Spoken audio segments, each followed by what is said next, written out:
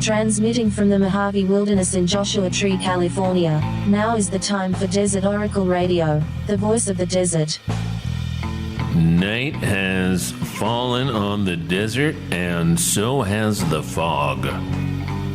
It's a spooky and beautiful thing to see your usual dried-up desert all covered in fog, and with some kind of wet stuff on the ground, too. It does not appear to be blood. I think it's rainwater, by God. By Jove, as we should say this time of year. You know, it rained maybe a little in the desert, and you look at your phone or your computer and everybody is posting pictures of the little bit of snow, the puddles of rainwater, the fog, the storm clouds, San Gorgonio all topped with white. Our own high desert Christmas tree out here. A lovely thing to see.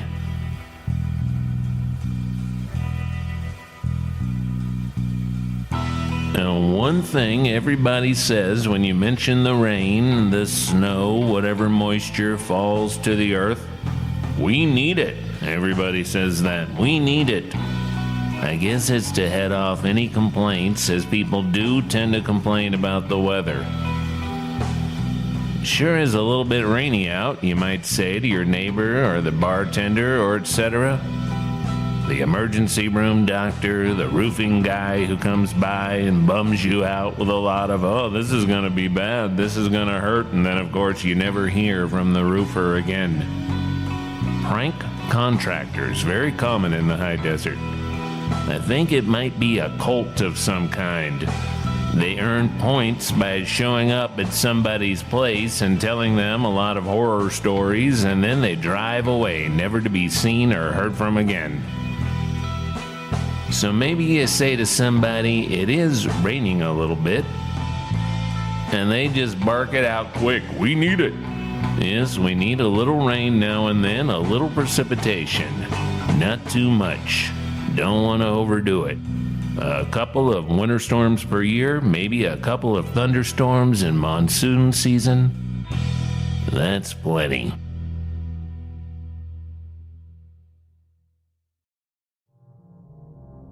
Any more than that, and all of a sudden it's not Desert Oracle Radio, it's Swamp Lake News or something, the Seattle basement full of water oracle.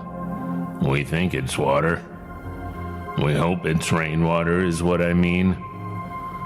As Bob Dylan once sang, a lot of water under the bridge. A lot of other stuff too. So happy winter storm season to you all. There's nothing like taking a walk up the hill, a walk up the canyon, the mountain, in that brisk morning air the day after a storm. Everything all clean and beautiful. The birds chirping happily, the coyotes joining together in their rain-time Christmas carols. All the weird bugs flushed out of the weird holes in the corners of your house, staggering around in the cold. What a time. Some people think the state of Oregon means 1,000 strip clubs and bad Mexican food and constant rainfall and people shivering under the eaves, smoking cigarettes until they commit suicide. Well, that's actually Portland, and there's more to the state of Oregon than that scene. Half of Oregon is on the dry side, the desert side, the Intermountain West. And out there on that rangeland, because a lot of it's rangeland, there has been a gruesome mystery brewing up there, and I bet you want to know all about it.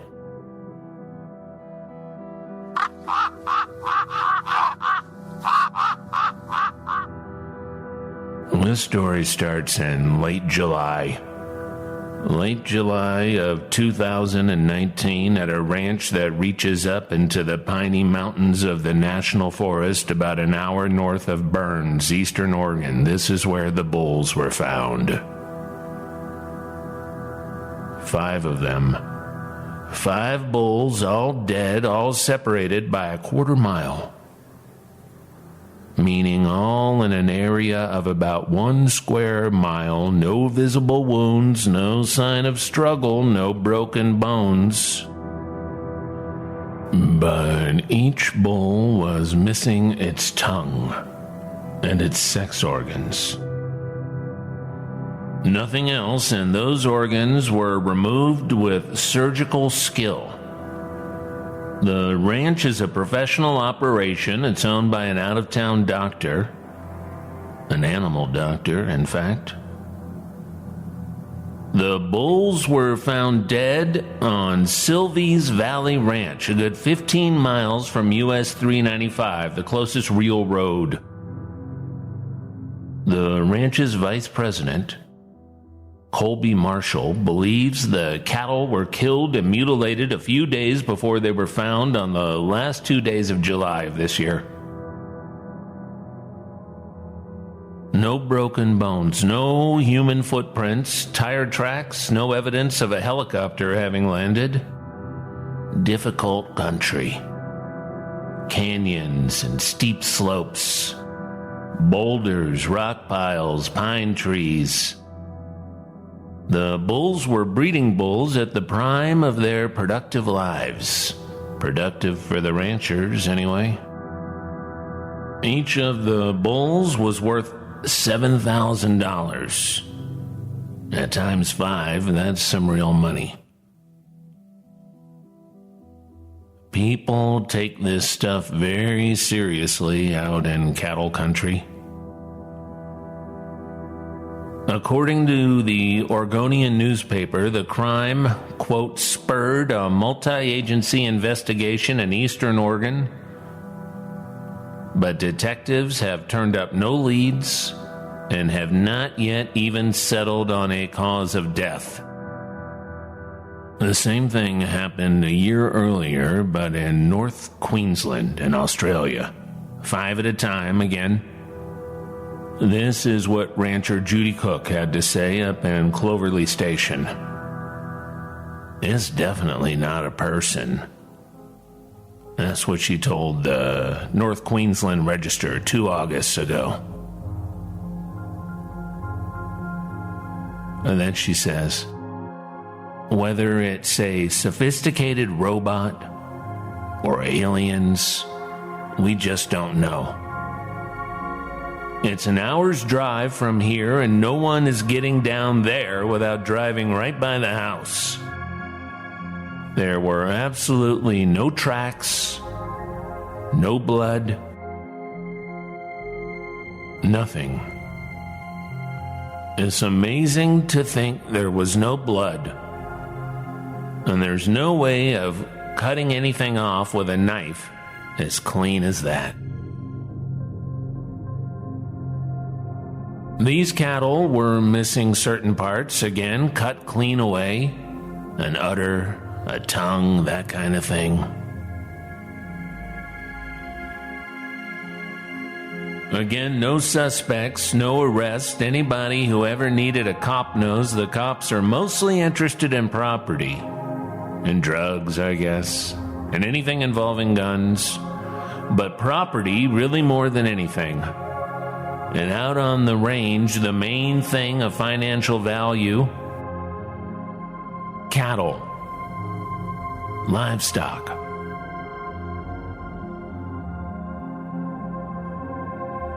Cattle grazing on public lands mostly. The land itself, natural gas, fracking, mining, all that sort of welfare for industry. People stay out. No protesting either. Boy, they'll pretty much kill you for protesting an oil pipeline through an Indian reservation, and they get away with it too.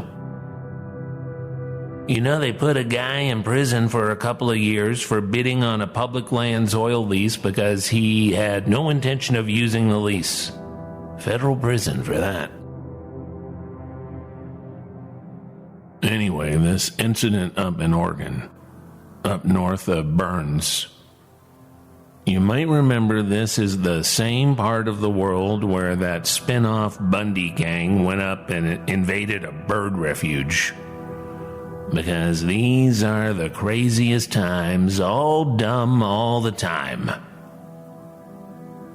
And the feds just left them up there.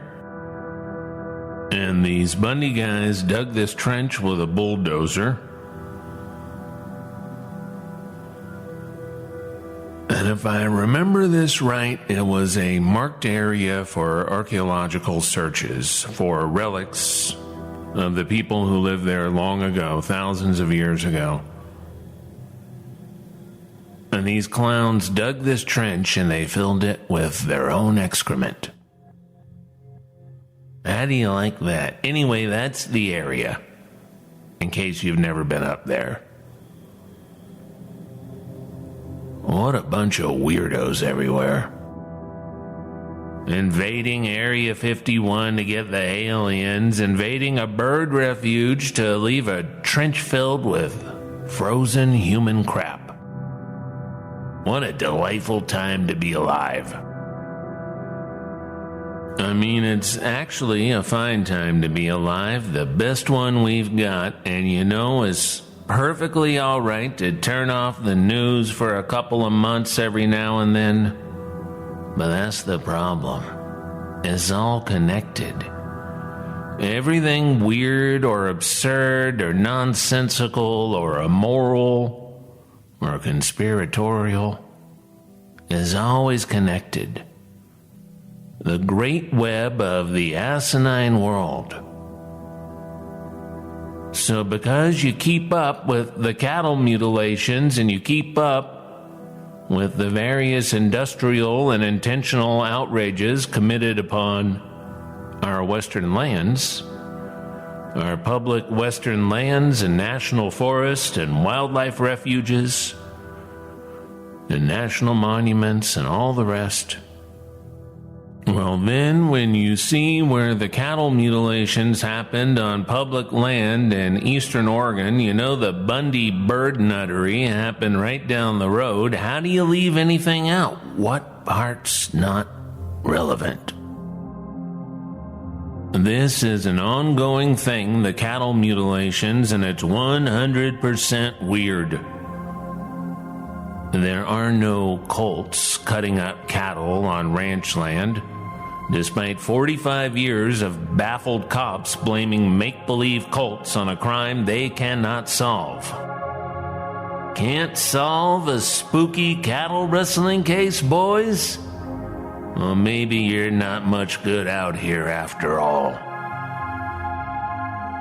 Because it's a big crime, cattle crime. Now you can buy live cattle and kill them however you like.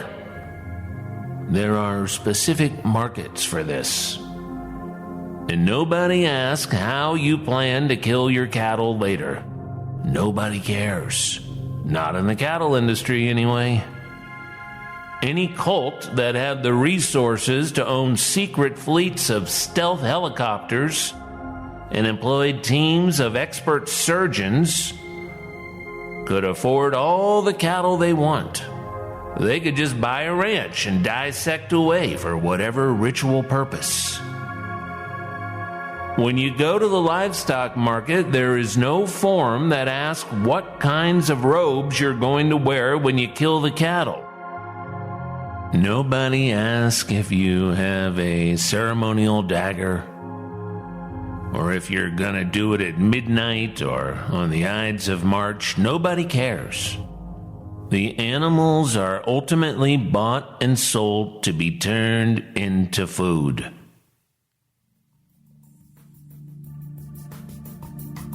And even those productive bulls will eventually become meat, food for somebody or something lower on the economic food chain. In the 1970s, ranchers in the West were well aware of the habit of cults setting up camp in rural areas on old ranches.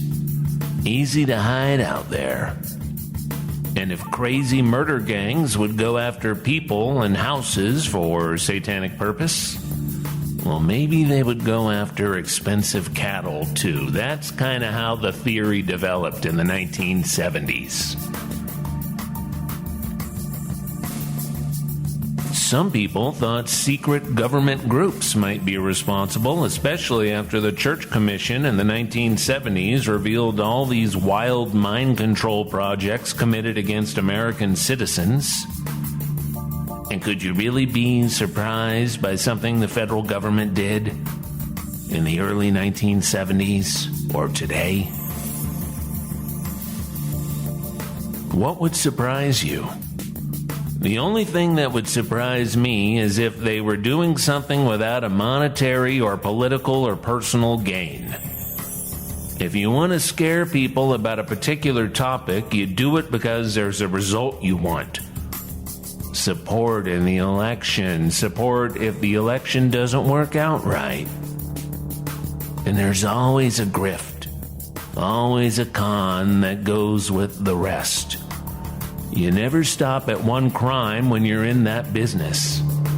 You don't think, well, this one crime is big enough. Let's do that one and then lay low. Instead, you do 3 or 4 crimes at a time, so you're not just funding an illegal war in Central America like in the 1980s. You also want to do some crimes in other places to fund the crimes in the first area of interest. And of course, everybody needs to profit along the way. It's like when you see a guy leading a high-speed chase on television and next he's doing a carjacking and a kidnapping and shooting the highway patrol cars, and you think, you know, the first crime you probably could have been out of jail in 2 years. And now look at you. Well, by then they usually manage to get the cops to open fire.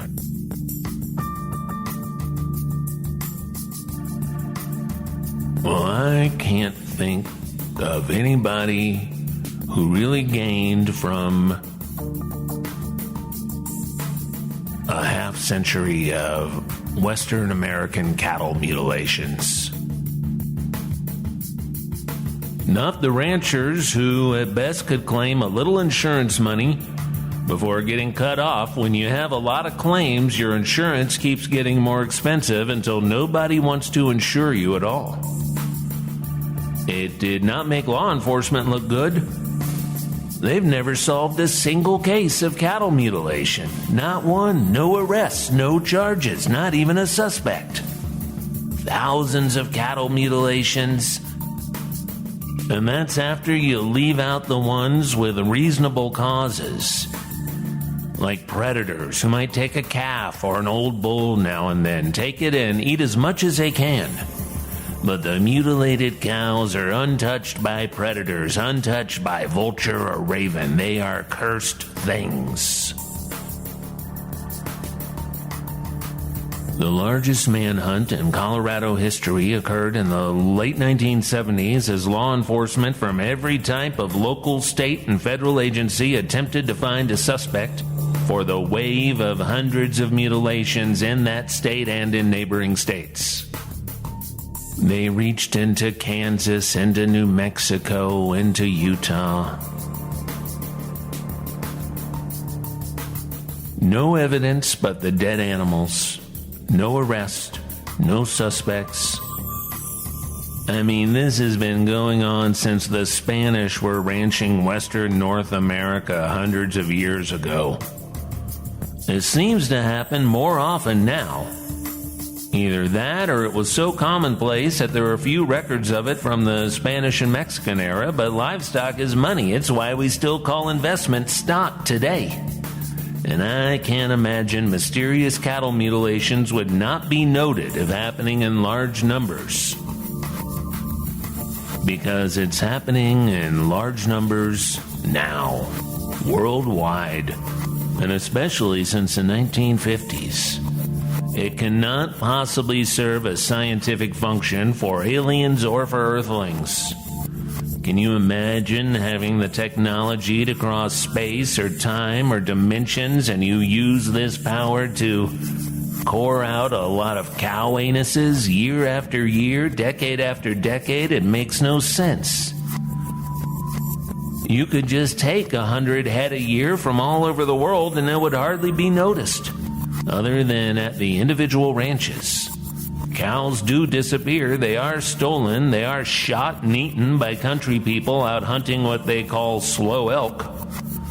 They wander off and get hit by semi-trucks and fall in a ditch many miles from home and are just written off as lost, stolen, gone. If you wanted to take a lot of cattle and do whatever you liked, you could do that. If you had the technology and stealth to drop teams of precision cattle murderers on the ground and then get them out of there in minutes, no tracks, no evidence, no prints, you could breed every kind of cattle on Earth, even without genetic technology that would surely be available to an intelligence that can travel through space and time. You could make a lab where you only grow the parts you like. The tongues and the sex organs and the udders. Economies of scale. There is only one reason to do this to cattle on the range, and that's for people to know about it, to see it and be terrified. And let me add that the common side dish with cattle mutilation is the baffling sight of the night before. Of bizarre flashing lights, incredible strobes and bursts of energy over the site of the surgical massacre. Always somewhere inside the fencing, away from the road, somewhere hard to get to but still in sight. In fact, that's usually how people know where to look. They saw something, if not lights in a strange haze a half-mile away on a clear western night, then maybe a ranch hand might notice a big circle pressed or swirled into the pasture the next day, right there where the dead cattle are set out like chess pieces. I've heard ranchers and cattle truck drivers talk about this stuff, and they have the same wild guesses we all have. But the one that makes some kind of sense is that these things that ritually massacre domestic cattle are literally demons. Not in a specific religious framework, but real forces of nature. Forces of nature we might as well call demonic. The words don't belong to a religion. There were demons a long time before there were any of the religions people came up with. You know that, right? Oh, there were angels too. Every religion has demons. Every religion has angels. Every religion has the beam of light. It's like a hamburger stand having French fries. It just goes with it. And some of these still mysterious natural forces have a particular function, and that's to mess with our heads, freak us out, get our attention. A long time ago, people got the idea that killing a valuable food animal and offering it to the gods was a way to please the gods. Why do you think people did this same thing all over the world? All these populations of early humans as we settled into our more or less current species. Why did they all start killing some of their precious food animals and offering these animals to unseen gods? Or seldom seen gods, I guess I should say. Because now and then,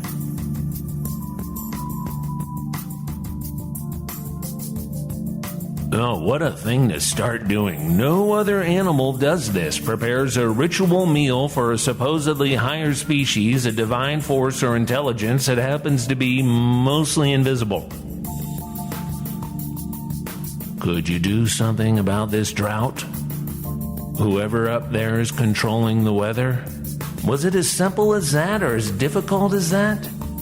To come up with that all by yourself, I mean, that is high concept to decide the time had come to slaughter a valuable animal and have it invisibly consumed by something you can't see. And then, actually, you and your people eat the cooked flesh after the ceremony. You eat the burnt offering. You became aware of this invisible intelligence, and you and all the other people around the world decided the same thing. You just guessed that these invisible forces would enjoy this sort of thing. Sacrificing an animal to a god or a demon or something in between, like they mostly are, sounds savage to our modern ears, our woke eyes. But was it? Is it? The animals sacrificed to the gods were actually cooked and distributed to the people there. It was a barbecue, a religious barbecue. And patriotic, too. You burn stuff, you drink too much, like how we Americans celebrate the 4th of July. You think about what an animal goes through today to become food without a face, and those sacrificial rites sound downright dignified, like the old Hebrew priest who had to rotate on and off sacrifice duty because they were required to always feel the pain of it. The deception, the horror, the brutality, the price of the gift. Maybe the old demons miss when we sacrificed bulls and lambs to them. As recently as the last millennium. They are aware that we are still here, but we don't sacrifice livestock anymore. Maybe they are angry about this.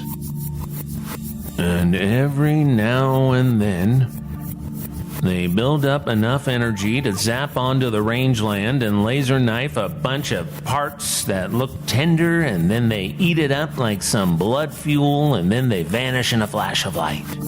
They disintegrate back into the ether, back into the psychic jet stream. Imagine a human being able to control that sort of divine, insane power. La Quema del Diablo, December 7th, Saturday night. All day, all night, I'll be on at 6 p.m. Come by, $15. Sunday at the station, Silver Lake Flea Holiday Market. I'll be signing issues and selling gift subscriptions that you can send to your friends and loved ones. Thursday, December 26th. Thursday, January 2, at the Ace Hotel is Desert Oracle Campfire Stories. Music tonight by Red, Blue, Black, Silver. Good night from the voice of the desert.